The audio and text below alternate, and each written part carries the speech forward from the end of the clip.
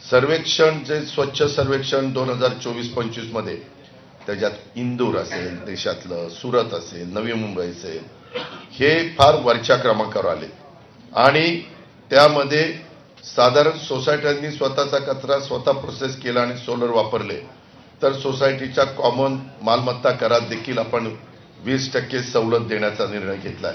काय लोकांना काही इन्सेंटिव्ह दिल्याशिवाय लोक तिकडे आकर्षित होत नाही आणि त्याकरता उद्याच्याला त्या सोसायटी धारकांना वाटलं की आपला समजा 50 लाख रुपये किंवा 1 कोटी रुपये धरा त्यांचा सगळ्या प्रकारचे टॅक्स वगैरे येऊन खर्च होतोय सगळ्यांचा मिळून, उदाहरणाखातर मी सांगतो, त्याच्यात 20% सवलत दिली म्हणजे 20 लाख रुपये त्यांचे वाचणार आहेत.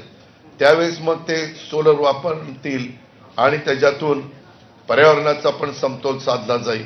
अशा पद्धतीनं आम्ही ह्याच्यामध्ये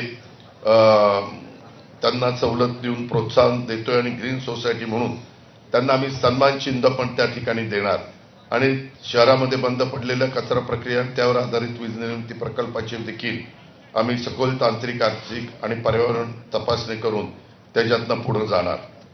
त्याच्यामध्ये पुणे महानगरपालिकेने फक्त 11 ऑटोमॅटिक स्वीपिंग मशीन आहेत. 12,350 सफाई कर्मचारी कॉन्ट्रॅक्टरचे आणि आपले परमनंट धरून तरी देखील वेगवेगळ्या भागामध्ये कचऱ्याचे ढीग दिसतात. हे आपण पण सगळेजण अनुभवतोय. ते आम्हाला बंद करायचंय. त्याकरता पुण्याची सूत्र उद्याच्या 5 वर्षाच्या करता पुणेकरांनी आम्हा लोकांच्या हातामध्ये द्यावीत. आमच्या उमेदवारांना निवडून द्यावं ही आमची विनंती आहे, हे आमचा आग्रह आहे.